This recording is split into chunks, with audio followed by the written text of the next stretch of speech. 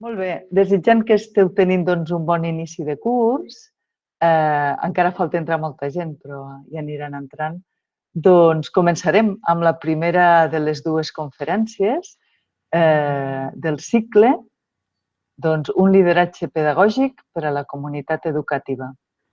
Bé, tenim amb nosaltres el primer conferenciant d'avui, Antonio Bolívar, que está aquí desde Granada. Buenas tardes, Antonio. Buenas tardes. Encantados de tenerte con nosotros. Nos gustaría tenerte en persona, lo he comentado antes, pero será un lujo igualmente poder contar pues, con toda tu experiencia y tu expertesa. Bien, igual que avui, doncs el dia 20, la setmana vinent, dimecres vinent a la mateixa hora, tindrem el Jordi Collet, de la Universitat de Vic, que també ens farà la segona conferència del cicle. El nostre objectiu amb aquest cicle, aquestes dues conferències, és de facilitar eines per reforçar un lideratge pedagògic i també per identificar aspectes clau de canvi de l'escola. Després, sobretot aquesta pandèmia, segurament que hem trobat molts aspectes clau que potser no havíem pensat, que ens han ajudat, sobretot a enfortir els vincles entre les famílies i l'escola i el centre. Doncs bé, només comentar-vos, abans de presentar l'Antonio Bolívar, que el presentarà la directora del Centre de Recursos, la Marina Massana, que està també aquí amb nosaltres, doncs comentar-vos que al final de la xerrada l'Antonio ens explicarà una petita tasca a fer, una tarea, Antonio, que nos has comentado antes, una petita tasca que la farem a l'Odissea, al curs que us vam enviar l'enllaç i també la clau per entrar, una aportació vostra, una petita tasca. I connectarà amb la vostra realitat i amb tot allò que avui ens explicarà l'Antonio. Sense res més a comentar per la meva part, doncs Marina, tu mateixa. Fins ara. Buenas tardes a todos. Buenas tardes, Antonio. Es un gustazo que estés aquí con nosotras y con nosotros. Primero que todo, la conferencia que nos hará Antonio es Liderazgo Pedagógico, prácticas que mejoran el desarrollo de la escuela. Ahora te voy a hacer una breve presentación para situarte, para presentarte. Primero que todo, decir que el Antonio es catedràtic de la Universitat de Granada de Didáctica y Organización Escolar en la Facultad de Ciencias de la Educación. Pertany al Fòrum d'Administradores d'Educació. És membre del Consell de Redacció de la revista Organización y Gestión Educativa, on ell ha coordinat diversos números. També col·labora amb la Federación de Asociaciones de Directores Escolares, des d'on ha elaborat el Marco Espanyol para la Buena Dirección. En aquest marc també ens ha dit abans l'Antonio que ha estat en algunes reunions aquí a Lleida amb inspectors de casa nostra, del Departament d'Educació, i també dir-vos que ell ha escrit molts articles i diversos llibres, entre els quals us anomeno dos llibres, Políticas actuales de mejora y liderazgo educativo i un altre que seria una dirección escolar con capacidad de liderazgo pedagógico.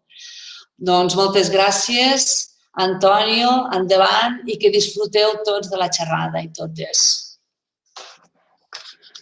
Sí, buenas tardes. Me alegro poder participar y compartir un conjunto de ideas que en los últimos tiempos he estado defendiendo en línea con determinados movimientos a nivel internacional sobre cómo dinamizar y mover la escuela, pero también en relación con, como ahora señalaba Marina, en relación con lo que los propios directores en España demandan.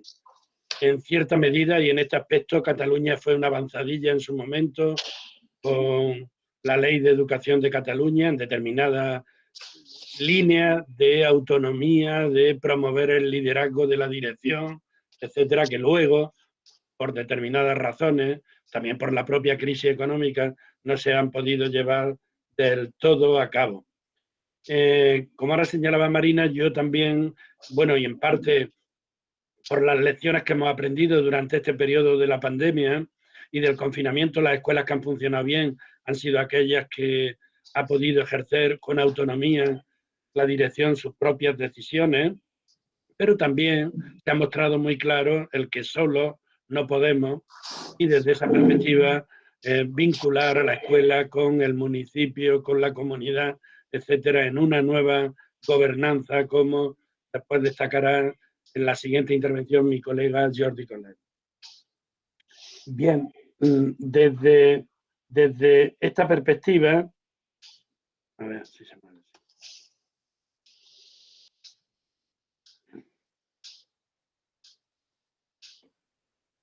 Vale, desde esta perspectiva vamos a tratar cómo de una gestión burocrática, homogénea y vertical, en general, se tiende hoy a dinámicas más laterales, más horizontales, más desde la propia escuela o internas de cambio.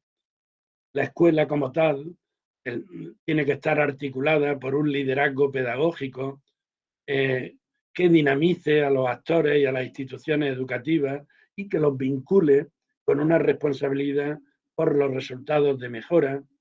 Eso quería ser en su momento el contrato de mejora en Cataluña. Y desde esta perspectiva igualmente destacaré por qué el desarrollo y la capacitación de la escuela, el construir capacidades, que se dice, es actualmente una tendencia en las políticas educativas como unos nuevos modos de gobernanza y de responsabilización para construir una cultura de aprendizaje en las organizaciones educativas. En ese marco, ¿qué papel en otro contexto debe jugar el liderazgo pedagógico para mover a las escuelas desde la base? Bien, pues desde esta perspectiva quería justamente señalar y enmarcar en un poco las políticas de mejora actuales y cómo desde los fines de los 90, aunque en España no tanto, por lo que estamos viendo, hay un desengaño de que las reformas estructurales externas puedan cambiar la realidad y en su lugar es desde cada escuela, desde cada establecimiento de enseñanza, el que se convierte en el núcleo y en la unidad base de mejora. En general, y no nos convencemos, una regulación burocrática, homogénea, como antes señalaba, y vertical, ha dejado de dar respuesta, en otras épocas lo fue, pero ha dejado de dar respuesta en sociedades complejas, como muestra el persistente fracaso que continúa sin acabar con él. Por eso, de una tradición histórica centralizada, se tiende a una estrategia no burocrática, llamémosla postburocrática, que sitúe a la escuela en el centro de la mejora, y eso supone, como en su momento vio claramente, y en primer lugar en España, Cataluña, una autonomía y una articulación por el liderazgo de la dirección escolar, pero también por otros liderazgos intermedios. La escuela no se mueve, no podemos quitar de arriba abajo para poner ese arriba en el propio centro escolar, sino también por otros liderazgos intermedios, y eso se está convirtiendo en una prioridad en las políticas actuales de mejora. Justo desde esta perspectiva, eso supone una nueva gobernanza en educación, como en general determinadas perspectivas de la Unión Europea y de la Comisión Europea de Educación tienden a poner de manifiesto, y como señalan ahí en este texto, reformas de la gobernanza y de las políticas y prácticas son cruciales para abordar los desafíos relacionados con la calidad general de la educación escolar y en particular con respecto a la reducción de la brecha entre los alumnos aventajados y los más desfavorecidos. En especial, señala este estudio, y el propio Jordi Colet se ha hecho eco en un libro sobre la nueva gobernanza, una mayor autonomía de las escuelas sobre la gestión del personal y sobre la elaboración del currículum tiene un efecto positivo sobre la calidad en particular si va unida a medidas que tiendan a responsabilizar a los actores y a mejorar el nivel de liderazgo educativo. Bien, por eso, desde esta perspectiva, las reformas externas no cambian la realidad de las escuelas. No cabe confiar, aunque en España seamos de los últimos países que todavía confían en que nuevos diseños desde expertos externos puedan transformar los modos como están organizadas las escuelas, las reglas básicas que las rigen, un profesor, su materia, su aula, su grupo de alumnos, y en su lugar, cómo movilizar la capacidad interna de cambio de cada organización, de los grupos y de los individuos para regenerar internamente la mejora de la educación. Como ahora destacaré, los análisis más pujantes en la literatura internacional y también en las experiencias destacan esto que es difícil traducir: liderazgo desde el medio, desde la base, desde la escuela, en vez de arriba abajo, de abajo arriba, ¿no? Y no solo desde esta perspectiva desde un director, sino desde la escuela como conjunto, y desde esas coordenadas, esa capacidad profesional colectiva dentro de las escuelas y entre ellas redes, entre escuelas como motor de cambio a través de, entre otros aspectos, la colaboración, la confianza en el personal, el apoyo mutuo. Bien, esto da lugar entonces a un nuevo paradigma en cómo mover, dinamizar las escuelas, en vez de arriba abajo, como antes señalaba, con unas dinámicas más horizontales y autónomas de cambio, importando sobre todo la capacidad de la escuela para gestionar los cambios. Esto supone un foco claro en la escuela como conjunto, en la capacidad, en las organizaciones que aprenden. En su momento escribí un libro sobre este tema, porque el asunto en el futuro no es solo prescribir cambios transitorios, sino que esos cambios sean sostenibles en el tiempo, ¿no? Y como destacaba en este texto de una autora que se ha dedicado mucho al tema del liderazgo y con buenos análisis, muchos cambios, ¿no? Reducir los cambios si queremos incrementar la mejora. ¿Qué verdad tiene esto en nuestra propia realidad española, ¿no? Donde los cambios educativos han sido, y sobre todo curriculares, han sido vinculados a los cambios políticos y no hemos dejado asentar, ¿no?, aquello que verdaderamente importa. Si hay mucho cambio, no hay suficiente mejora.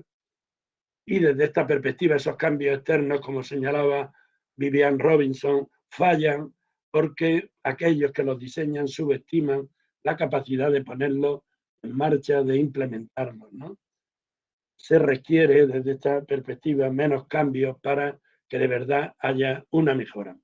En fin, para situar este asunto en esta introducción, la verdadera cuestión, yo creo, sería: ¿es posible organizar la educación, las escuelas, con otra lógica que no sea la burocrática, que posibilite capacitar a las escuelas para su propio aprendizaje y desarrollo institucional? ¿Qué se puede hacer, diríamos, aquí ahora para dinamizar un sistema educativo una vez que las lógicas aplicadas de control burocrático y uniformadoras se han mostrado insuficientes? Desde esas coordenadas, lo que vamos a defender, combinar adecuadamente los impulsos externos de apoyo con la capacitación interna, con la implicación del profesional y con el compromiso público, en lugar del liderazgo pedagógico y sus prácticas, para, en lugar de gestionar, reorientarlo a construir capacidades como un medio para generar y sustentar la mejora escolar. Hace ya tiempo, en un buen texto traducido en España en la editorial Ariel por mi colega Juan Manuel Escudero, Linda Darling-Hammond, una de las personas más progresistas en educación, en alguna etapa estuvo orientando los primeros inicios de Obama, señalaba en este texto: el cambio en el siglo XXI es crear escuelas que aseguren a todos los estudiantes en todos los lugares el genuino derecho a aprender. Podríamos decir ahí el derecho a la educación, pero a veces, y en estos países, confundimos el derecho a la educación con el derecho a asistir a una escuela. No es asistir a una escuela, sino a desarrollar todas las capacidades de que sea capaz. Una nueva política capaz, dice Linda Darling-Hammond, de movilizar la energía de los establecimientos escolares y de coordinar los distintos componentes del sistema. Pues bien, para eso, dice, a mi modo de ver, esta tarea supondrá cambiar los afanes de los políticos y de los administradores, obsesionados en diseñar controles, por otros que se centren en desarrollar las capacidades de las escuelas y de los profesores para que sean responsables del aprendizaje y tomen en cuenta las necesidades de los estudiantes y las preocupaciones de la comunidad. En cierta medida, las escuelas que mejor han funcionado durante todo este periodo de confinamiento y de pandemia, también porque los administradores no tenían, en cierta medida, orientaciones de lo que necesariamente había que hacer, han sido precisamente aquellas que se les ha dado autonomía y capacidad para, en vinculación con otros actores, adoptar las decisiones más oportunas en su propio contexto. Bien, esto supone reestructurar al principio, que se ha ido, reestructurar un momento, reestructurar el modo que ha habido de organizar la escuela, un momento, que me ponga esto, reestructurar el modelo organizativo y de gestión, porque una organización para el éxito educativo de todos los alumnos tiene que ser más flexible. Es verdad que en España lo hemos proclamado, sobre todo en los preámbulos de las leyes, que quedan bonitos, pero luego la articulación misma no se ha llevado a cabo. La flexibilidad del sistema educativo, decía la LOE, lleva aparejada necesariamente la concesión de un espacio propio de autonomía de los centros escolares, o con una declaración más solemne, la Ley de Educación de Cataluña señalaba que la autonomía de los centros educativos implica la aceptación de la diversidad del centro y el rechazo de la uniformidad como valor del sistema educativo.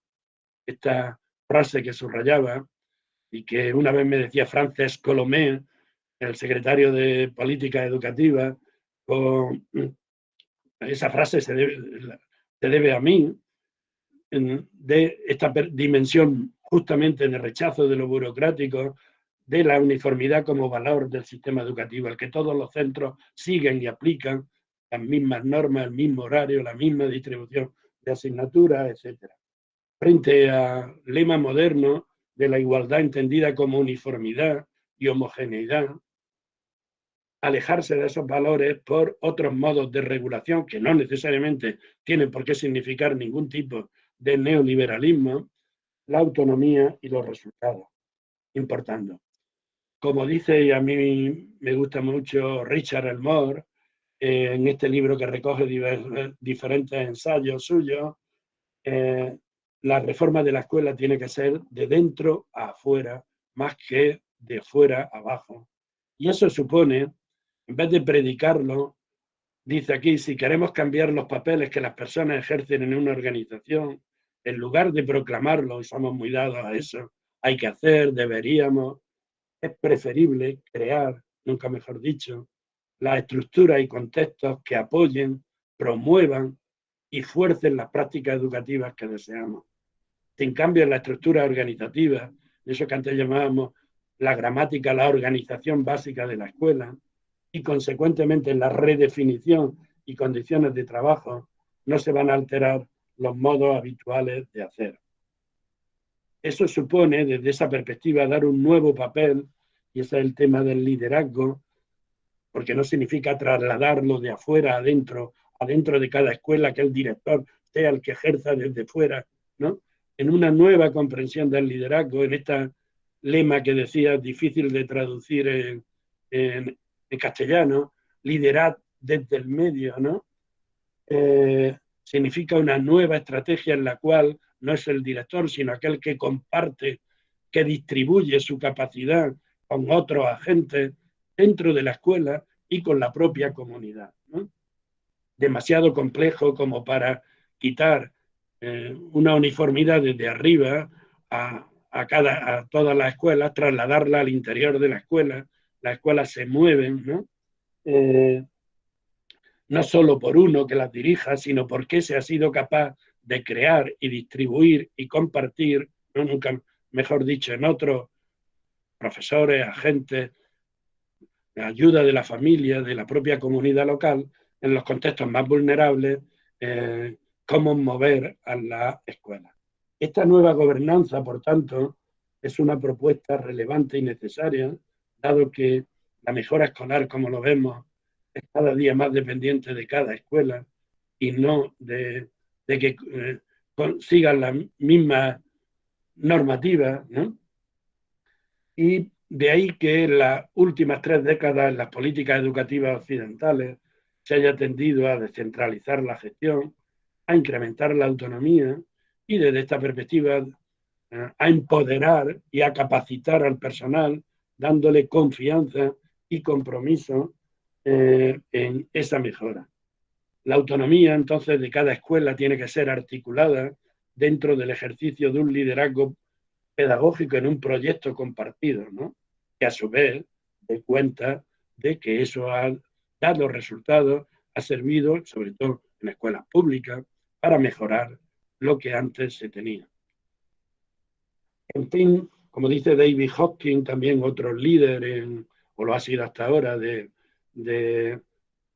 el liderazgo pedagógico y de la mejora de la escuela, esto supone construir capacidades para regenerar internamente mediante formas colaborativas de trabajo que puedan inducir al profesorado a investigar sobre su práctica a partir de procesos de autoevaluación, qué estamos haciendo, por qué estas cosas no están funcionando suficientemente, qué otras decisiones debíamos de tomar, ¿no? Que puedan dar lugar a una buena escuela. Este construir capacidades supone, en gran medida, ¿no?, el que las escuelas construyen su capacidad interna de cambio a nivel personal, a nivel interpersonal y a nivel organizativo, como ha dicho y ha estado en algunas ocasiones, sobre todo con la Fundación La Caixa y otras sobre liderazgo educativo, Louise Stoll, del Instituto de Educación de Londres. La capacidad, esto supone la capacidad para comprometer y sostener el aprendizaje continuo de los docentes y la propia escuela con el propósito de mejorar el aprendizaje de los estudiantes. No se trata solo de lograr eso durante un periodo, sino de hacerlo sostenible en el tiempo, ¿no? Y con una finalidad clara, no solo para que llevemos mejor la escuela, sino para que eso tenga, por decirlo así, un reflejo que es para lo que está la escuela, a veces se olvida, en el aprendizaje de los estudiantes. En fin, supone construir poco a poco la escuela como una organización para el aprendizaje, y esa organización para el aprendizaje que vaya incrementando ahí en el centro la capacidad de mejora mediante un liderazgo compartido y, como ahora después destacaré, una comunidad profesional, recibiendo impulso de un liderazgo pedagógico de la dirección, pero también del apoyo externo, supervisores, inspectores, asesores, los propios CPR, y rediseñar la escuela para que eso sea posible, rompiendo con el individualismo, con proyectos comunes, trabajo conjunto y el propio intercambio de experiencias entre compañeros. No se puede aprender de fuera si no se aprende del propio contexto de trabajo. Y más cercanamente al aula, la planificación y mejora basada en datos, lo que está funcionando, por qué, como antes señalábamos, esto que creíamos que debía no parece que dé, etcétera, procesos de autoevaluación y sin duda también la mejora en el aula supone determinadas metodologías y procesos de enseñanza eficaces que tanto por el apoyo externo como por los propios compañeros se debe intercambiar, mejorar, contrastar, etcétera. y en último extremo todo ello, entendámoslo en un sentido amplio, el aprendizaje de los estudiantes. Bien, todo ello nos lleva a una perspectiva que yo he tratado de defender y que me parece accesible. La dirección o la escuela no se mueve, sino se mueve como un conjunto, y como ese conjunto supone hacer de cada escuela una comunidad de profesionales del aprendizaje de los alumnos, pero eso no se va a producir si no se produce de ellos mismos, ¿no? Y de ahí reestructurar esos contextos organizativos para un aprendizaje institucional que, sin embargo, estamos bastante lejos por los graves déficits que acusa, cualquiera lo denota, bueno, en unas escuelas más que en otras, evidente, según su propia capacidad, que han ido construyendo la organización de la profesión docente. El individualismo dominante denota un déficit en la organización del ejercicio de la profesión, implica aprender de los compañeros en el contexto de trabajo y también en el ejercicio del liderazgo para el aprendizaje, porque profesores trabajando con puertas cerradas, particularmente en secundaria, con la privacidad del aula, sin espacio y tiempos para compartir las buenas prácticas, y el saber hacer es imposible desde esta perspectiva que se pueda producir una mejora en el propio contexto de trabajo. Todo esto para no quedar en un discurso que a veces somos muy dados desde el ángulo pedagógico, para no quedar, digo, como un discurso retórico, conviene, habría que hacer. El núcleo de estas propuestas se juega en organizar las escuelas para el aprendizaje docente, creando las estructuras y contextos que apoyen, como antes señalábamos con el MOR, promuevan y fuercen esas prácticas que deseamos.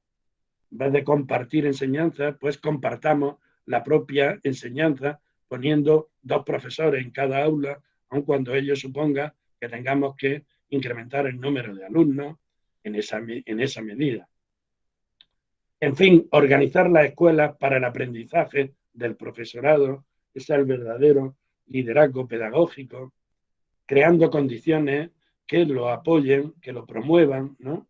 Que redefinan las condiciones del propio trabajo, y eso supone reconstruir, como ahí señalaba, los tiempos, la estructura y las condiciones de la organización habitual de las escuelas, que en algunas buenas experiencias, en el propio confinamiento y la pandemia, o en el propio aprendizaje híbrido que ha habido que desarrollar, se han mostrado como eficaces. Bien, como dice Alma Harris, también otra persona que ha destacado mucho en todas estas dimensiones, en un texto sobre el tema traducido y que es accesible en español de diferentes artículos en Chile, la búsqueda del santo grial de la mejora escolar y educativa está a simple vista. Es la poderosa fuerza de la construcción de capacidades profesionales dentro de las escuelas y entre ellas, redes entre escuelas. Es poco probable que se pueda consolidar una mejora escolar y educativa si no cuentan con la capacidad individual y colectiva para mejorar las salas de clase, las aulas, a todos los docentes y a todas las escuelas. No hay que buscar más lejos, reside en la construcción de capacidades profesionales colectivas. ¿Cuál es el santo grial de la mejora? Pues es evidente, ¿no? Es cómo podemos, y esa es la clave del propio liderazgo pedagógico, cómo puede organizar la escuela para que mejore internamente con determinados apoyos, intercambio de experiencias dentro de la escuela y entre escuelas, ¿no? Construyendo desde esta perspectiva lo que hoy se tiende a llamar una comunidad profesional de aprendizaje. Desde esa perspectiva, si queremos mejorar el capital profesional, como después destacaré, en la escuela, eso no se puede mejorar si no cambiamos la organización y el propio capital social de la escuela, entendido como las relaciones mutuas que hay entre la escuela y los que trabajan en ella y otros colectivos. Porque esto ha sido caracterizado desde siempre. Las escuelas están débilmente articuladas, muchas veces funcionan con una imagen que en su momento se hizo conocida y que la tradujimos como cartón de huevos, entendido como cada profesor en su núcleo, en su aula, incomunicado con los restantes, necesita una integración y coherencia horizontal, y de ahí la autonomía y la capacidad de un centro que tiene que estar articulado por un proyecto conjunto, y a eso es lo que podemos llamar el propio liderazgo pedagógico. La investigación comparada pone de manifiesto que después de la calidad y el trabajo del profesorado, cuando esto funciona, el liderazgo es el segundo factor interno a la escuela que más relevancia tiene en el logro de los aprendizajes. Y en los contextos en los que así funciona ha sido ampliamente demostrado por la investigación educativa sobre las buenas escuelas. Esto supone como tarea colectiva un liderazgo pedagógico a nivel de cada escuela, pero también un liderazgo distribuido y otros liderazgos intermedios que antes señalaba, y en último extremo, hacer de una escuela una comunidad profesional de aprendizaje. Y esto resitúa el papel de la propia dirección escolar, que tiene escasas posibilidades de ejercicio si se limita a la gestión, y sin embargo, de ahí que las nuevas regulaciones educativas tienden a reorientarla, ya decía la LOE, para ejercer la dirección pedagógica, y esa dirección pedagógica solo se puede hacer si hace del centro de cada escuela, de su establecimiento escolar, un proyecto colectivo de acción. Supone el ejercicio de ese liderazgo pedagógico influir y marcar una meta para mejorar los procesos de aprendizaje individual, de enseñanza-aprendizaje, y que esa meta sea compartida para romper con el individualismo, la privacidad, la no intervención, que lo limitan gravemente. Y en este aspecto, comparado con otros países, en España, en las investigaciones comparadas, demuestra la escasa capacidad, estamos hablando en general, y es dependiente también de cada comunidad, como igualmente de cada escuela que tiene la dirección para actuar en esa línea. Por tanto, el liderazgo pedagógico no es más que decir un liderazgo centrado en el aprendizaje, en aquello que está en la escuela, con todo lo que para eso se precisa, con toda la cobertura que eso supone, y el núcleo, por tanto, de su acción es la calidad de la enseñanza ofrecida y los resultados de aprendizaje alcanzados por los alumnos. Y por eso, antes destacábamos en el título de la conferencia, y ahora voy a entrar brevemente, aunque ya hemos entrado, qué prácticas de la dirección escolar crean un contexto para un mejor trabajo del profesorado y conjuntamente de toda la escuela, y eso a su vez impacta positivamente en la mejora de la educación, de los aprendizajes de los alumnos. Dice Richard Elmore, los líderes deben crear entornos en los que los docentes estén dispuestos a que sus ideas personales y su práctica docente estén expuestas al escrutinio, al análisis, al contraste de sus colegas, siendo compartidas. Eso es lo que se ha tratado de destacar, antes señalaba, en algunos de los análisis que más han influido en este enfoque, antes decía un liderazgo centrado en los estudiantes, o un liderazgo, vincular el liderazgo que dice ahí Leibu y Carol Lewis, vincular el liderazgo con el aprendizaje de los propios estudiantes. En muchos contextos en España, si pregunta qué tiene que ver la dirección de la escuela con la mejora de los resultados de la evaluación, algunas veces se dice, cuando está en estos contextos desarticulados, no, eso no depende de mí, depende de cada profesor. Ya, pues si depende de cada profesor, entonces no hay nadie que asegure aquí la mejora de los aprendizajes de la escuela. Justamente eso es lo que supone la perspectiva actual de liderazgo pedagógico. En fin, en ese texto anterior de Vivian Robinson, que ha estado muchas veces en Chile, en Portugal, la vi yo, y en determinados contextos, supone unas capacidades de liderazgo para integrar conocimiento pedagógico y práctica, resolver problemas complejos, sin duda, y por eso a veces no basta que un profesor cualquiera ejerza ese papel, sino que tiene que tener un conjunto de capacidades, y en los últimos tiempos se ha mostrado muy potente construir relaciones de confianza, confiar en el personal para que tome iniciativa y en su momento, si es que esa iniciativa no funciona del todo, a apoyar, a aconsejar o asesorar.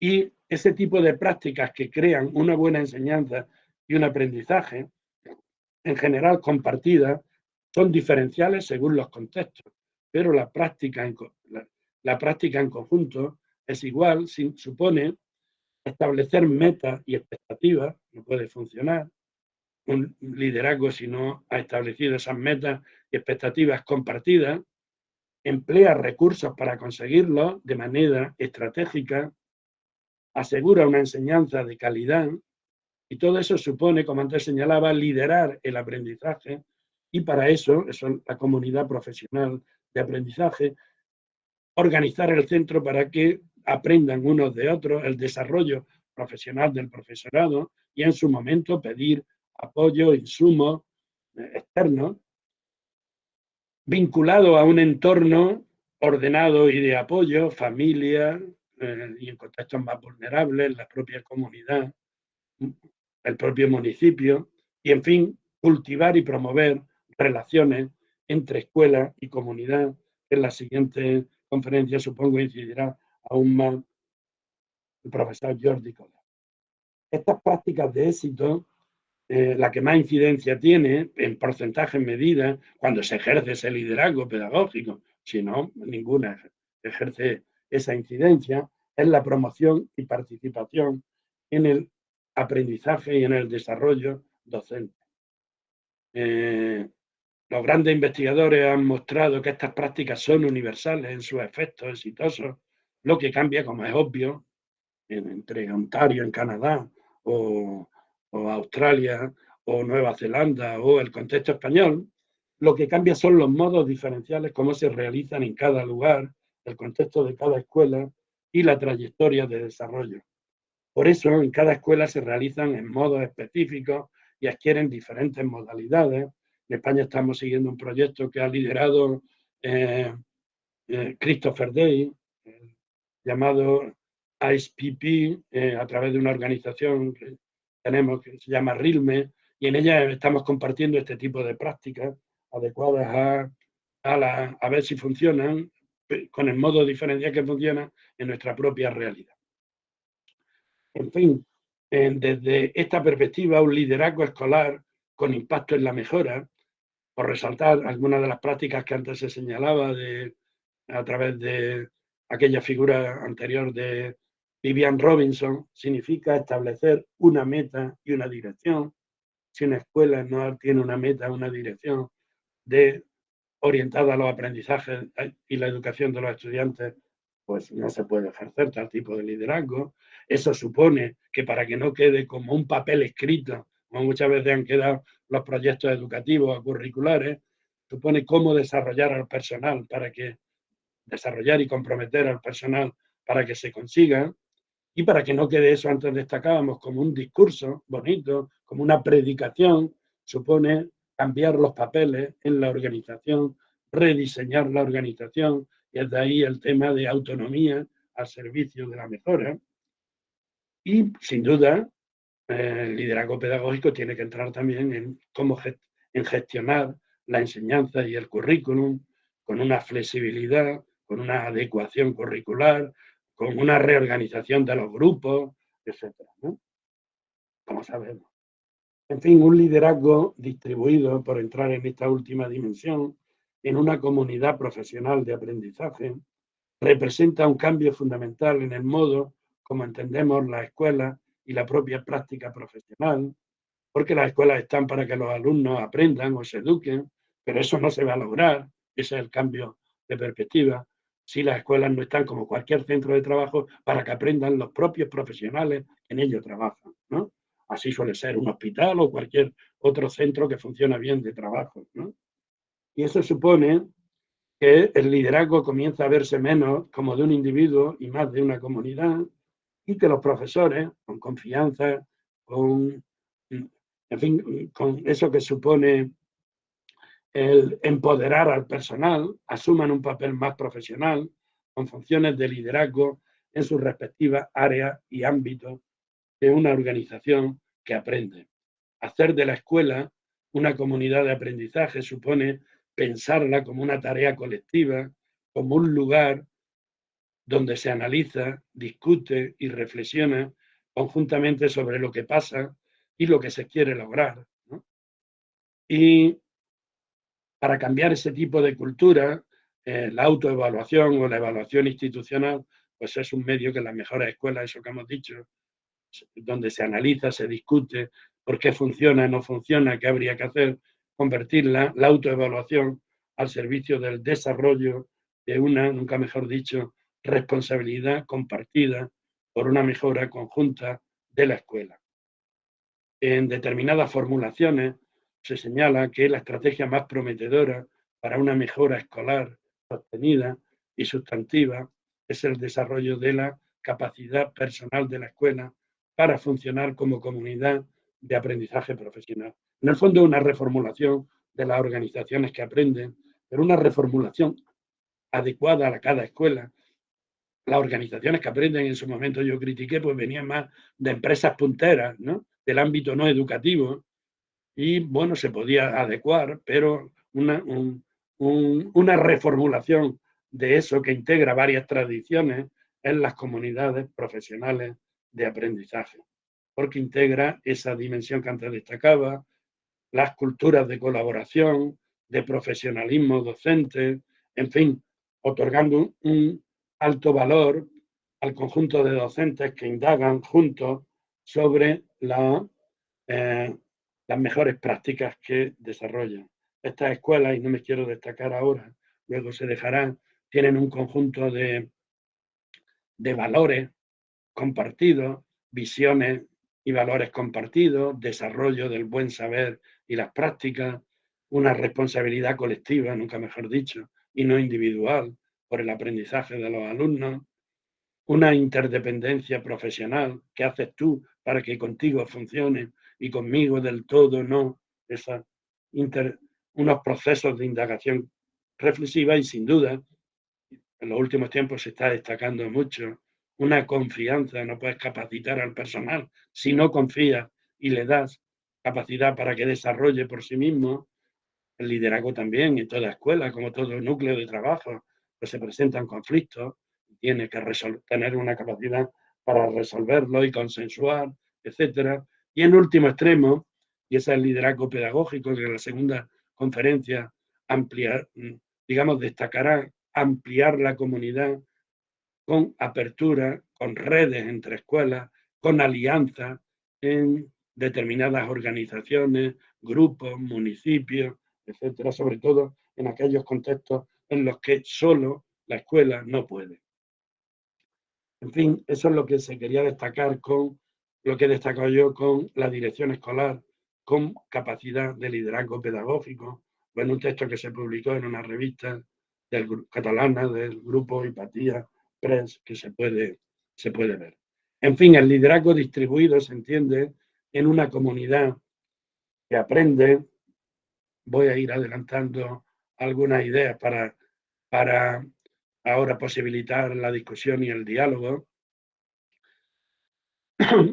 Y desde esas propias coordenadas, un liderazgo distribuido en un centro configurado como una comunidad de aprendizaje que requiere distribuir y dispersar las tareas dinamizadoras entre el conjunto del profesorado, como hemos comentado antes, y desde esas coordenadas, la dirección escolar, con un sentido de liderazgo pedagógico, crea ambientes que favorezcan, como vemos en las mejores escuelas y en los mejores ejercicios de ese propio liderazgo pedagógico, favorezcan el aprendizaje y la implicación de los docentes que trabajan en la escuela.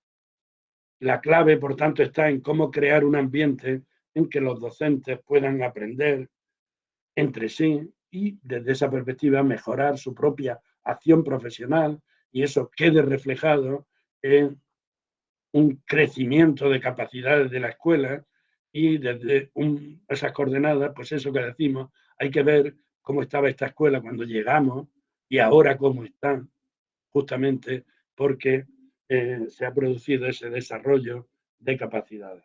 En último extremo, Se trata de incrementar la dimensión comunitaria. Las escuelas están muy necesitadas y en este periodo de confinamiento así se ha mostrado, de capital social comunitario con que suelen contar los centros escolares, en muchos casos y más aún a veces, por desgracia, los centros públicos están situados en un lugar, pero al margen de la propia comunidad local, porque allí había un espacio libre que se dejó para construir un centro escolar y tampoco nadie se ha preocupado por implicarlo en algunos contextos con la comunidad local. De ahí que se precise acciones paralelas de carácter local, no limitadas al medio escolar. Y actualmente un gran movimiento de mejora es que en cierta medida también durante este periodo de confinamiento se ha mostrado, es crear redes entre escuelas y con la propia acción comunitaria. En fin, potenciar el capital social, justamente renovando el tejido social de las escuelas, movilizando la sociedad civil en una educación para todos. En los contextos más vulnerables, la propia escuela no puede, ¿no? Desde esa perspectiva, justamente, significa expandir las redes de influencia y de oportunidades mediante las interacciones sociales. Esta es también una labor de la buena dirección de las escuelas, del propio ejercicio, que no depende solo de él, del equipo directivo, sino de toda la escuela, ¿no? Mediante interacciones sociales. Como dice en un buen texto Michael Fullan y Andy Hargreaves, necesitamos mucho más capital social en nuestras escuelas, de colega a colega, eso acabamos de destacarlo ahora, pero también entre estas y con la propia comunidad local. La línea más pujante y que decimos no hace falta que venga de fuera, la hemos experimentado, la hemos vivido, e incluso en aquellas experiencias más duras de cierre de los centros escolares, la hemos vivido en buscar estas alianzas con la familia y con la propia comunidad local cuando los escolares no respondían, ¿no? También se han mostrado las desigualdades en la familia, ¿no? En este periodo de confinamiento. En fin, el capital social tiene varias dimensiones. Una, el trabajo compartido en la escuela, es evidente, pero más allá de él, redes entre escuelas, porque la escuela en sí misma no tiene todas sus capacidades de mejora, ni con ella sola se autoabastece, por llamarlo de algún modo, ni sabe hacerlo todo, ni tiene las mejores prácticas. De ahí en aquella figura anterior los apoyos externos, pero la dimensión, y tú cómo lo haces, ¿no? Redes entre escuelas que se apoyan mutuamente. Y vinculado con eso, una dimensión comunitaria con la comunidad local, con el municipio, en fin, con la familia, más allá de la propia escuela. En fin, para terminar, paralelamente se precisan entonces otras dimensiones. El liderazgo y la comunidad profesional cuestionan las condiciones de trabajo del profesorado. Eso supone otras condiciones organizativas que no las podemos esperar solo de fuera, pero queremos autonomía y apoyo para desarrollarlas, al tiempo que cobertura, por qué no decirlo, también legal y de otro tipo para desarrollarlas. Y es verdad que transferidas de contextos anglosajones, estas ideas tienen poco recorrido y pronto llegan a agotarse si no se reestructuran con coherencia y no quedan solo como preámbulos de las normas y de las leyes educativas. Si no se reestructuran, señalaba, con coherencia otras dimensiones de la estructura organizativa de las escuelas necesarias para que tenga lugar. Muchas cosas han cambiado y muchas reformas educativas hemos tenido, pero pocas han entrado en lo que es eso que se van a llamar las reglas básicas que gobiernan las escuelas, por ejemplo, en secundaria. No reestructurar otras dimensiones necesarias para que tengan lugar, pues en muchos casos queda como un nuevo papeleo o como una nueva burocracia, ¿no?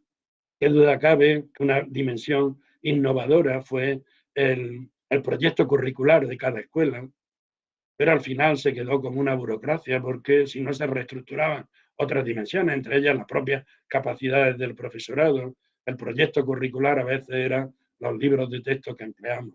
Y para eso, con tanto proyecto, la propia LOE quitó al menos a nivel de otras comunidades en el contexto español, el propio proyecto curricular, pero sí era la dimensión más innovadora, un currículum adecuado a cada escuela, ya, pero sin retocar otro conjunto de dimensiones. Eso se queda, como señalaba, en una nueva burocracia. Este es el reto actual, pasar de rituales a prácticas que tengan un poder transformador. Y entre esas prácticas y del propio liderazgo pedagógico se está destacando en los últimos tiempos esta perspectiva por parte de los administradores, de los inspectores, de la propia administración y de los propios directores con sus profesorados, la confianza relacional en la escuela como un recurso clave para la mejora. Señalaba aquí este texto que a nivel internacional ha tenido una repercusión muy grande. El desarrollo y la capacidad de la escuela no puede construirse si desconfiamos del propio personal. La burocracia está justamente porque desconfiamos y la transferimos a documentos que en cierta medida queremos que aseguren lo que no pueden asegurar. Y entonces empoderar, profesionalizar al personal, distribuir. ¿Y esto cómo lo hago? Pues empieza a hacerlo. Tú mismo adopta también las propias decisiones en su momento y de los apoyos cuando no se sepa. La confianza facilita entonces el desarrollo de apoyos esenciales, de liderazgo, de capacidad profesional, centrarse en el aprendizaje, en la propia familia. En un texto que ha tenido una gran repercusión y que ahí citaba, traducido y editado en la editorial Morata, que ha editado muchos textos de Andy Hargreaves y Michael Pullan, y que señalaba arriba el título original, El capital profesional, que tiene de subtítulo Transformar la enseñanza en cada escuela, every school, en toda escuela, ¿no? ¿Cuál es la fórmula mágica, entonces, para cambiar la enseñanza en toda escuela? Pues, como antes decía también Al-Maharri, el santo grial es bastante sencillo. Está en el capital profesional de una escuela. El capital profesional de buenos docentes trabajando juntos en cada escuela es el principal activo para transformar la enseñanza. Y el propio liderazgo pedagógico se juega en esto, en crear condiciones o buscar apoyos externos cuando no los tiene, porque no tiene buenos docentes, que trabajen juntos para transformar la enseñanza. Pero los líderes potencian el capital social de la escuela, el propio capital profesional, mediante un trabajo en equipo y un apoyo de la comunidad. Pues bien, desde esta perspectiva señalaba como una cuestión, una pregunta o una cuestión abierta para el fórum de escritos en el curso, que luego tendrán que desarrollar como medio, creo, para mostrar que han estado en la conferencia y que han aplicado algunos de estos conocimientos, en fin, los han resituado en su propia realidad. ¿Qué se puede hacer aquí ahora para mover a los centros educativos a la mejora, ¿no? ¿Y qué papel del liderazgo pedagógico, desde vuestra propia perspectiva, qué papel del liderazgo pedagógico puede ejercer la dirección escolar? En fin, cómo hacer responsables a los equipos directivos de garantizar el derecho a la educación de todo el alumnado. Esa es justamente la dimensión más importante del liderazgo pedagógico y que ahora, con los objetivos de desarrollo sostenible, también se nos muestra. El objetivo de desarrollo sostenible, 4, ¿no? El ODS 4, pues es ese, hacer de cada escuela, ¿no? Una escuela de calidad que desarrolle de modo inclusivo los aprendizajes de todos los alumnos a lo largo de la vida. Bien enfocado el liderazgo pedagógico, pues iría ahí. Bien, pues desde esas coordenadas es el momento del diálogo. Por mi parte, gracias. Como quedará grabada la conferencia y también las propias transparencias que en determinados momentos un poco de prisa he desarrollado, se puede después ir repensando. Muchas gracias. Estoy abierto a las cuestiones que se quieran ir planteando. Muchas gracias, Antonio. Un placer.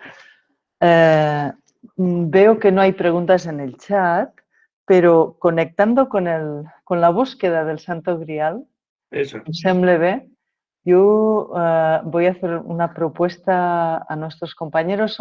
Hay 30 personas en este momento escuchando y tomando nota, muchas de ellas veo. Quería, conectando con el Santo Grial, la búsqueda de este Santo Grial, que es tan complicada. O sea, realmente dice que, el Santo Grial de la mejora escolar y educativa está a simple vista. Realmente está en los docentes, en tener buenos docentes, en hacer red, ¿no? Que charcha, que decimos aquí, entre ellos. Pero yo quería preguntar a todas las personas que están aquí, que seguro que lo han puesto en práctica, ¿qué condiciones serían favorables para poder crear este intercambio dentro de la escuela, ¿no? y entre las escuelas? No sé. Que escriban, que levanten la mano. Esta podría ser una sugerencia. O sea, que nos den un poco esta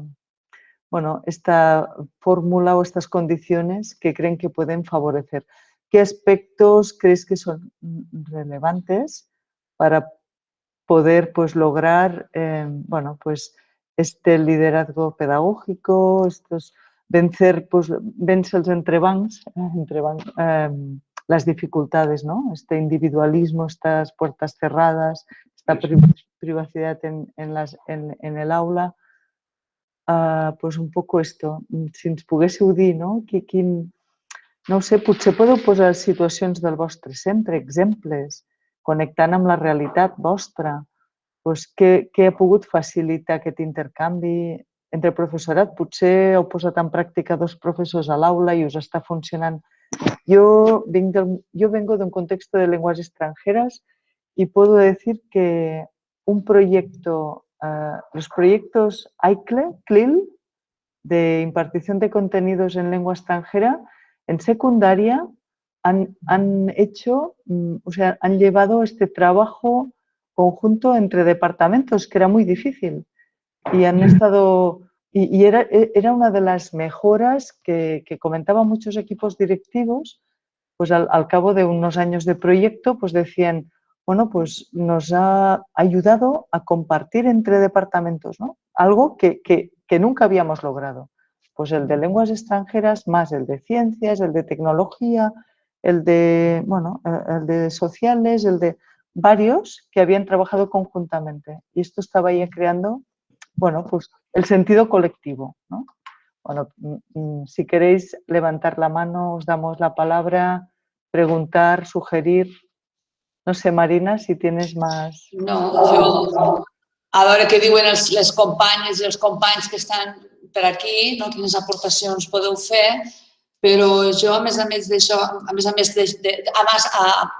de lo que dice Laura, de tener un proyecto común, ¿no? Que sería el ejemplo que ella ha explicado, quizás también me ha gustado mucho la idea, que a veces nos olvidamos, que es el trabajo comunitario, ¿no? Comunitario, que, como has dicho tú, ha sido muy importante o se ha visto importante en la pandemia, durante la pandemia, quizás porque también nos ha faltado muchas veces, ¿no? Pero tener la comunidad tanto interna del centro, ¿no? En contacto para aprender de los iguales, ¿no? Como comunidad para enseñar a los niños, ¿no? A los niños y niñas, como la comunidad externa, ¿no? Que a veces hay escuelas que quizás lo tienen más fácil porque son escuelas de entornos más pequeños y otras lo tienen más difícil. Y también el trabajo en red. Yo me quedo con esto, ¿no? Trabajo en red. Nosotros desde aquí, desde el Centro de Recursos, creemos mucho en el trabajo en red, pero no sé los compañeros y las compañeras, creo que es básico para avanzar, ¿no? Mirarte de los iguales para copiar lo bueno, pero también para ver reflejado cosas que igual dices, uy, esto pues me gustaría a mí hacerlo o así o de otra manera. Yo creo que trabajar en red es básico para aprender. Yo me quedo con eso, ¿no? Con el trabajo comunitario. No sé, los otros compañeros y compañeras ¿qué elementos creéis?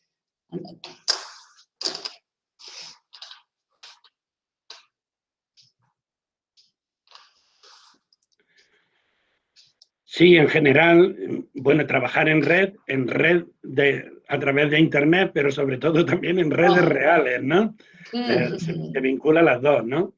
Es esa perspectiva de que la mejora está en redes entre profesionales dentro de la escuela, intercambiando experiencias, ¿no?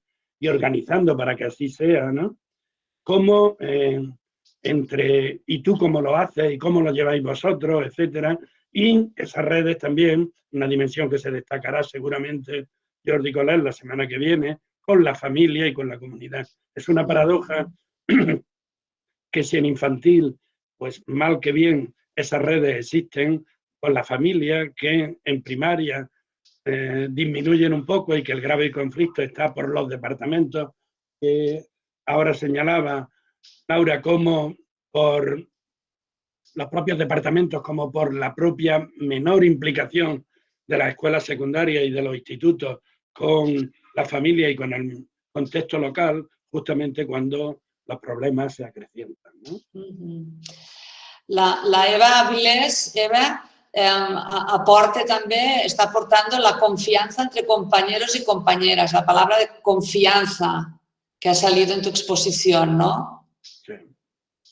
Muchas veces, sí, por comentar algo, muchas veces no capacitamos al personal porque no dejamos que se desarrollen sus propias capacidades, ¿no? Justamente esta regulación burocrática de fuera de la escuela, a la propia escuela, pero también de la propia dirección de la escuela con los profesionales que tiene dentro, ¿no?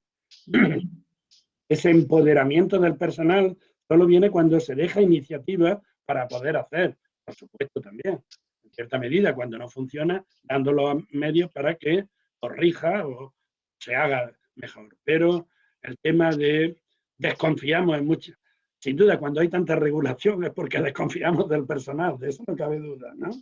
Pero al desconfiar del personal, está la paradoja esa de cuantos más años llevo ejerciendo, menos capacitado estoy, ¿no? Algo que no se da en otras profesiones, ¿no? Cuantos más años llevo ejerciendo, más capacitado estoy, porque he desarrollado mis propias capacidades, pero en cierta medida, en los grados extremos de regulación externa, ¿no? Falta total de confianza, entonces, en cierta medida, como digo, es repetir prácticas anquilosadas que al tiempo que aburren al personal y al propio profesional, no desarrollan sus capacidades profesionales. Entonces, esa perspectiva de confianza no se aplica solo de la administración y supervisores con la escuela y con la dirección de la escuela, sino también de los jefes de departamento, de los directivos, etcétera, con sus propios profesores y maestros que tiene dentro, ¿no? La Gemma Forns ens aporta també aquí al chat que para hacer red entre escuelas deberíamos visitar otros centros, sentirnos cómodos, preguntando y mostrando. Sí. Esto es también muy importante, ¿no? Comentaba una vez, hace unos años, un profesor de secundaria, con esto de los intercambios que tenemos en Europa, pues ha venido un grupo de alumnos de un país nórdico y, bueno, como es normal, pues en algunas clases ha entrado la profesora y al final me comentaba, sorprendida, cómo no podía hacer creer todos los alumnos con el mismo libro, abierto por la misma página, y el profesor explicando en estas perspectivas que en determinados casos se da en secundaria. Me comentaba completamente asombrada, que eso, justamente digo, contrastar determinadas prácticas son aquellas que cuestionan en su raíz aquello que se hace, ¿no? La Gloria Ferrer nos apunta otro tema, la cohesión entre todo el claustro.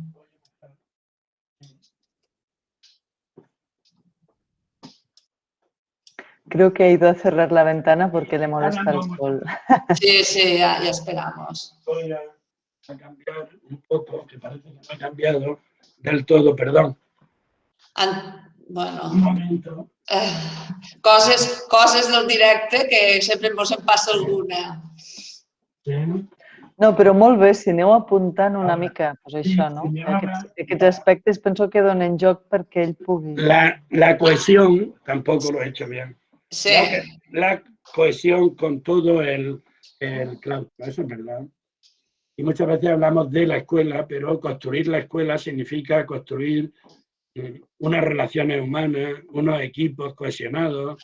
En muchos casos, no sé la experiencia en Cataluña, pero aquí en Andalucía, en los últimos tiempos, por el incremento tan grande de profesores no estables, de profesores interinos, me comentaba en un instituto secundario un director de 64 profesores, 45 cambian cada año. Ya, ahí es imposible construir una escuela, ¿no? Ni invertir en construir capacidades colectivas porque se rompe automáticamente, ¿no? Los grados de compromiso, esto hay una grave responsabilidad pública, ¿no? Los grados de compromiso que pueda crear un profesor con sus alumnos, con sus compañeros. Si yo el año que viene no voy a estar aquí, ¿no? Como comentan, ya esto es, y muchas veces los déficits que tenemos en los centros públicos frente a concertados, privados, justamente está en una estabilidad del personal, ¿no? Sí. Es la propia estabilidad la que compromete, la que crea relaciones humanas, las que en cierta medida también con las propias familias, ¿no? Esa estabilidad del personal. Pero bueno, dentro de eso está ese tema y está el propio liderazgo, crear unos compromisos compartidos, poco a poco, que hay que construir, porque no están dados, ¿no? En el propio personal del claustro y en la propia escuela, ¿no? De ir comprometiendo al personal de que la mejora de todos proviene de una acción común. Claro. Los cambios de claustro tan rápidos que lo estamos sufriendo todos en todas las comunidades, creo, Antonio, también dificulta mucho el trabajo en red con la comunidad, porque el trabajo en red con la comunidad, con los padres, en centros sobre todo grandes, es un tema muy lento, ¿no? En un año se hace poca cosa, entonces es necesaria mucha estabilidad. Sí. Ahora en la propia pandemia que se han puesto profesores de apoyo, que se han dividido grupos en una acción que España ha sido en cierta medida un ejemplo frente a otros contextos o otros países, ¿no? De cómo tener las escuelas cerradas solo 3 meses, ¿no? Y no 17 meses, como lo han tenido en México. Pues bien, el alumno que después de haber seguido a su profesor habitual a través de una educación híbrida o, en fin, desde su propia casa, cuando ha vuelto en octubre, ese profesor no era el que tenía. Sí. Había cambiado, era otro profesor, etcétera, ¿no? Sí, sí. La Luz Belinda, ¿querías decir algo, Luz? Sí, yo quería compartir una experiencia porque me siento bastante reflejada con lo que dice el señor Antonio.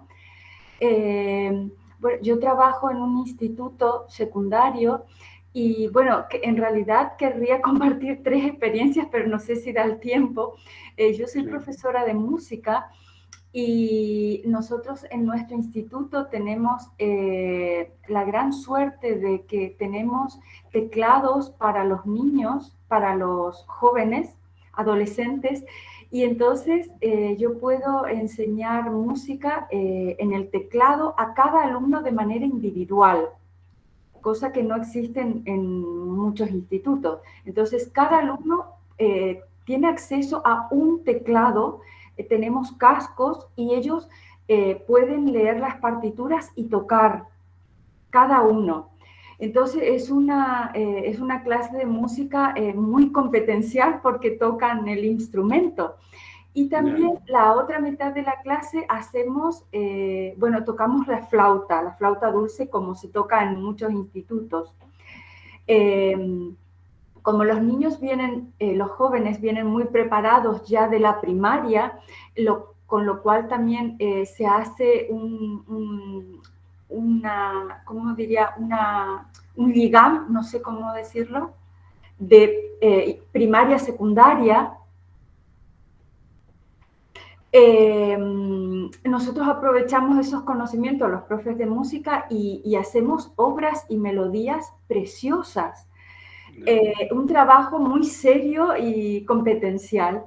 Bueno, yo estoy muy orgullosa de ello. Y entonces, en algún momento, después de un trimestre, yo les digo a los chicos, vamos a hacer un concierto para mostrar todo lo que sabemos, porque la verdad es que lo hacen súper bien. Y ellos, bueno, ellos también están súper orgullosos de que van a mostrar lo que saben tocar, ¿no? Y entonces yo les digo, vosotros tenéis que invitar a quien queráis que venga a escucharnos. Y claro, invitan a los profesores, invitamos al director, al jefe de estudio, a la secretaria, a la cocinera, también se pueden invitar a los padres, todo. Y esto es una manera de hacer un poco esto que decimos. Claro, cuando viene el profesor de mates y le ve a lo mejor a un alumno o a otra, o viene la psicopedagoga o el profesor del aula de acogida que le enseña catalán y dices, ostras, no sé, el Mohamed no habla catalán, pero mira cómo toca el teclado, ¿qué me entendéis? Ya. Entonces, eso también es un... Yo me he dado cuenta sin querer de esto, ¿no? Y claro, porque yo lo que quería era mostrar cómo los niños tocan las melodías, ¿no? Y también pasar un rato agradable, porque los profesores después cuando acabamos se quedan, oh, qué bonito que ha sonado y todo. Y es una experiencia, no sé, muy, muy enriquecedora para mí. Y para los niños sobre todo, ¿no? Para los jóvenes.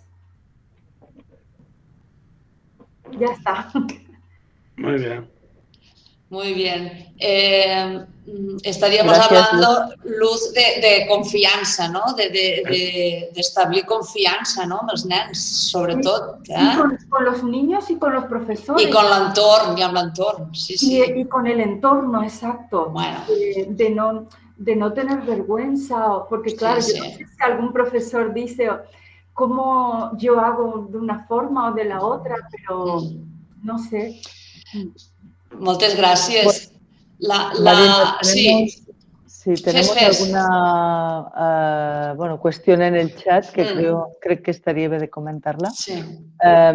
Gemma Godia nos dice que, ahora me ha saltado un momento, que establecer momentos de reflexión conjunta sobre la propia práctica puede ser muy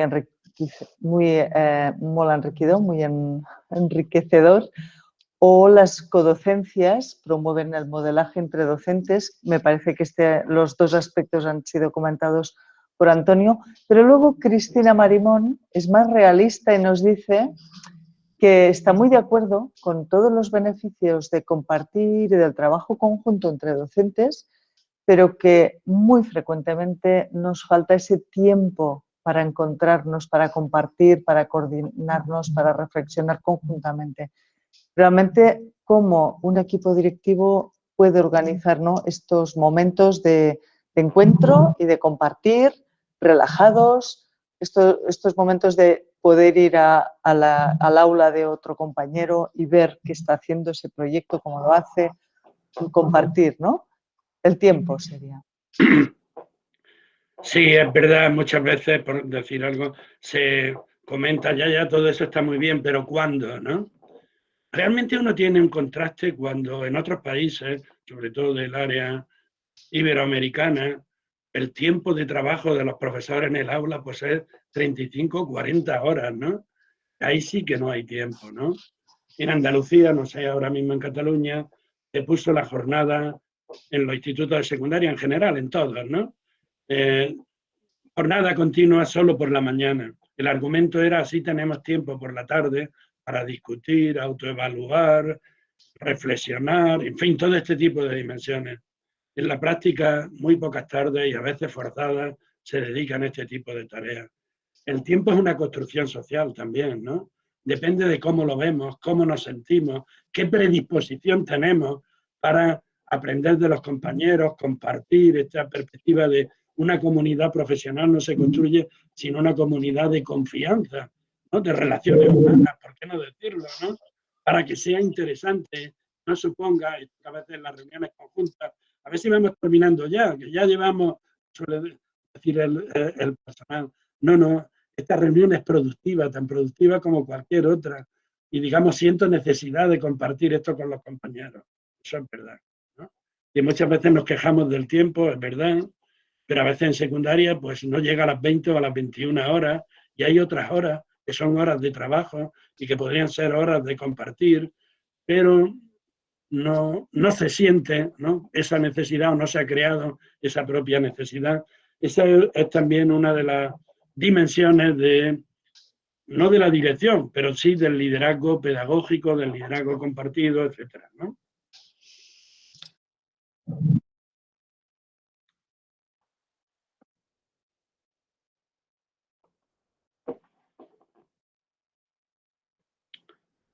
No sé, la voz... Ay, sí, sí. Ahora. Sí, perdona. Vale. Que la Gemma Fons también comenta de buscar tiempo para la convivencia dentro del equipo docente, más allá del tiempo pedagógico de aula, ¿no? Momentos de ocio para cohesión de equipo, ¿no? Y sí. Sí, eso es bastante... Bueno, cualquiera tiene experiencia, ¿no? No se puede construir antes señalaba yo lo de una comunidad profesional, si no hemos construido una comunidad de relaciones humanas, ¿no? Justamente desde esta perspectiva, muchas veces el liderazgo pedagógico significa intervenir, y esa es la capacidad de liderar para romper conflictos, crear consensos, etcétera, ¿no? Aquel centro que funciona como profesionales independientes, pues hay que crear momentos de convivencia para que en cierta medida se creen eso es evidente, ¿no? Los profesionales son personas humanas, etc. Y María José Godia nos aporta la necesidad de reflexionar sobre las propias prácticas y la importancia de concretar objetivos comunes y la capacidad de autoevaluación y de aceptación de las valoraciones de los compañeros. Eso es evidente, ¿no? Y es una de las claves de esa mejora, ¿no? Para lo cual, en cierta medida, como antes decíamos, pues hay que compartir esas prácticas porque confiamos en que el otro no va a criticar o a ver o a decir, sino a compartir en el mejor sentido de aprender de los compañeros, ¿no?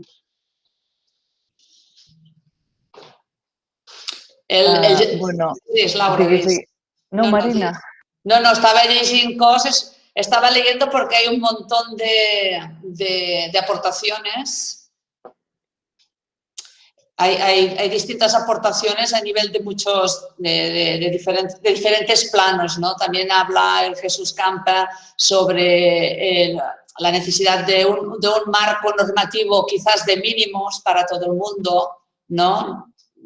Haciendo referencia, me imagino, al exceso de burocracia, los plans de entorn, no sé cómo sería, si los tenéis, generalizados, ¿no?, para trabajar comunitariamente, la participación en Erasmus y también la necesidad quizás de 2 profesores en el aula, ¿no?, bajar las ratios, ¿no?, para trabajar en proyectos, para trabajar de distintas maneras. Autonomía organizativa más flexible y estadas de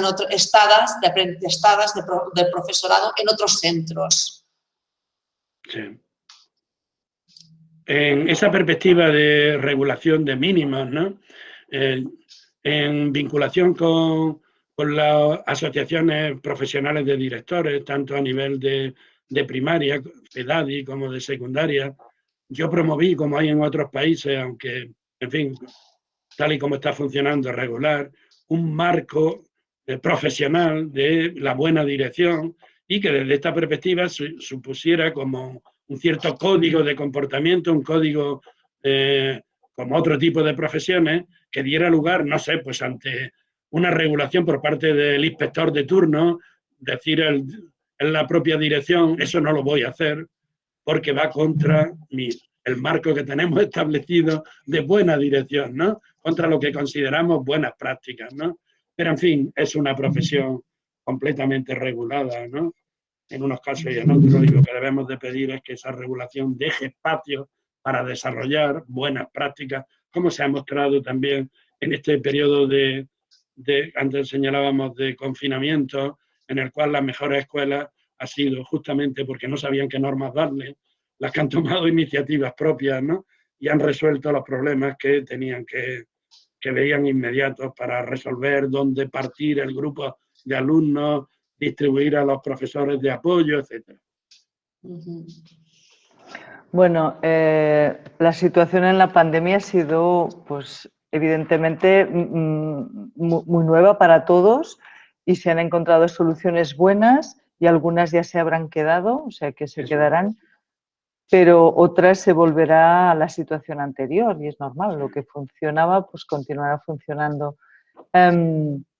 Aquí hay un compañero que nos comenta que humildemente cree que la solución a este reto que nos plantea, porque realmente es un reto, ¿no?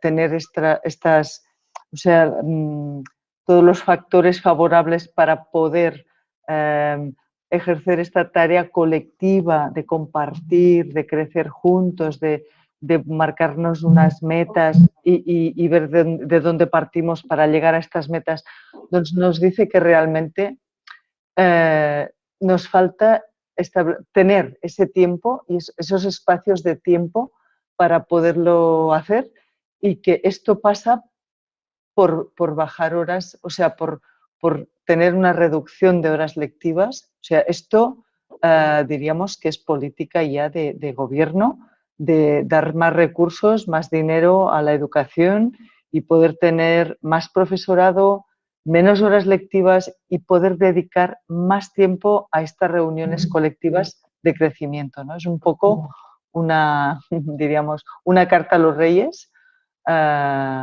este hecho de que los gobiernos tienen realmente que creérselo y destinar más dinero a la educación contratando más profesores, más dinero para formación, aprovecho para añadir, y bueno, y poder tener este tiempo para compartir y crecer.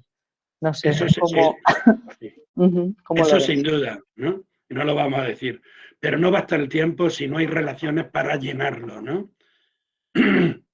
Las reuniones de departamento en secundaria se dijo que era imposible compartir las programaciones comunes porque cada profesor tenía su horario y entonces ahora está obligado, que a veces es un rompecabezas, los jefes de estudio a poner una hora común que cuenta como lectiva en la que todos los profesores de un departamento, incluso de un ciclo, no tienen clase a esa hora y la hora reservada para la reunión de departamento y de programar, de compartir, etcétera, todos los que impartimos, matemáticas, lengua o lo que sea. Pues bien, eso es necesario y solo así puede funcionar. Pero también conozco muchos que dicen, ¿tenemos algo que discutir? No, porque siguen las prácticas individuales, ¿no?, de cada uno, pues entonces vamos y nos tomamos un café, ¿no? Sin criticar nada. Me refiero a ese tiempo es necesario, solo podemos compartir si podemos estar juntos y si reservamos esas horas, pero también hay que haber roto determinadas tradiciones y modos de ser en las cuales las prácticas quedan privatizadas y ese tiempo entonces no se llena como sería necesario. Estoy de acuerdo. Ricard, si quieres hablar, tú mismo coge el micro, enciéndelo, si quieres añadir algún aspecto. Ricard García, que es quien sí, nos apunta. buenas tardes. Bona tarda. Ho puc fer en català o preferiblemente en castellà? En castellano, mejor. Vale, de acuerdo. Pues bueno, simplemente esto es nada más que una reflexión que viene a partir de muchas reflexiones anteriores, es decir, es lo que decías tú también. Es decir, ya tenemos todos muy claro que ha habido unos cambios, se han hecho horarios intensivos para las tardes dedicarlas a una serie de cosas, pero sin bajar la carga lectiva. Todas estas cosas revierten en lo que decías tú, en que, bueno, que las reuniones se nos hacen largas, estamos mirando el reloj, porque lo vemos como una cosa que no es nuestra. Para hacerlo nuestro hay que aumentar el compromiso. Y el compromiso se aumenta cuando tú ves que el Big Brother, ¿no?, el gran hermano te cuida. Y para que te cuide, pues va a decir, pues voy a sacar más dinero de otro sitio, voy a poner más profesorado, porque te voy a bajar las horas lectivas. Evidentemente te las voy a bajar, pero voy a esperar de ti una cosa que hasta ahora no podía esperarla, porque no te podía obligar moralmente. Claro. Pero si yo te doy toda esa facilidad, yo espero que tú cumplas. Yo creo que siempre tendremos ese porcentaje de gente que mirará el reloj y tendrá la carpeta con los folios amarillos, pero aumentará mucho más esa gente que diga, bueno, pues me voy a poner en un proyectito que es muy bonito, o me voy a ir a esa escuela que está a 50 kilómetros a enseñarles cómo se hace esto, o va a venir ese profesor y me va a enseñar a mí o esta maestra a enseñar esta cosa o este maestro, porque es muy interesante y lo quiero implementar en mi centro. Y el liderazgo parte de ahí, de atomizar ese liderazgo en una serie de personas que estén comprometidas, ¿no? Que es lo que decías tú al principio, atomizar ese liderazgo. Estoy totalmente de acuerdo.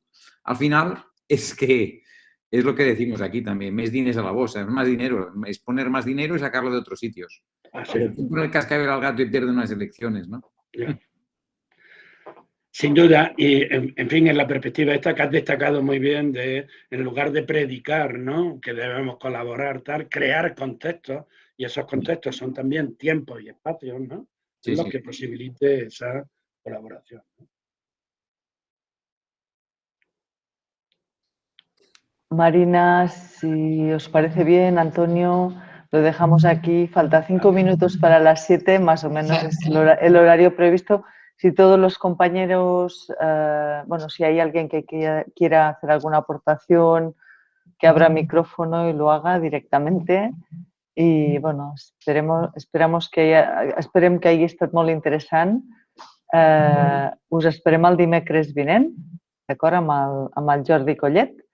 I bé, quedarà a Odissea un parell de preguntes que ens fa arribar Antonio. L'Antonio ens les ha compartit fa un moment. Potser les modificarem alguna mica perquè són molt extenses. Si le parece bien, Antonio, Sí, pues, claro. ¿qué se puede hacer aquí ahora para mover a los centros educativos a la mejora? Siempre Eso. hablando desde vuestra realidad, Así es. pues, proposar alguna eina, alguna situació que us hagi ajudat a millorar, diríem, no? Algun aspecte que teníeu... Bueno, jo crec que heu de parlar sempre des de la vostra realitat del centre on esteu, pensando en el papel del liderazgo pedagógico, ¿no? de la direcció del centre. I després, cómo hacer responsables a los equipos directivos, jo diria com fer que els equips, o sigui, què podeu aportar com a equip directiu, què poden aportar, no, Antonio? Sí. Com a equip directiu per garantitzar el dret a l'educació de tot l'alumnat.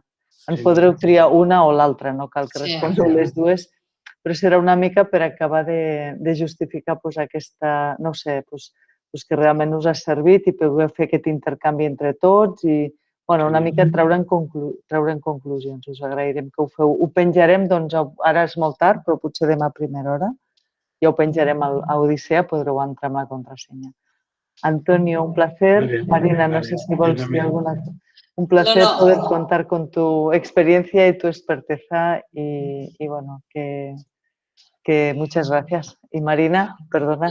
No, ja està, donar les gràcies. Gràcies, Antonio, gràcies a tots els companys i companyes que esteu aquí i espero que hagueu disfrutat de la xerrada. Algú estava preguntant per aquí, justament participar en el Moodle que us estava dient la Laura a partir de la pregunta que ens ha facilitat l'Antonio, és una mica també per certificar, perquè ja no tenim fulls de signatures donat que tot és virtual, algú preguntava. Per tant, fins la setmana propera i que tingueu una bona setmana i fins la pròxima. Muy bien. Vinga, gràcies a tothom. Adéu. Adéu-siau. Adéu.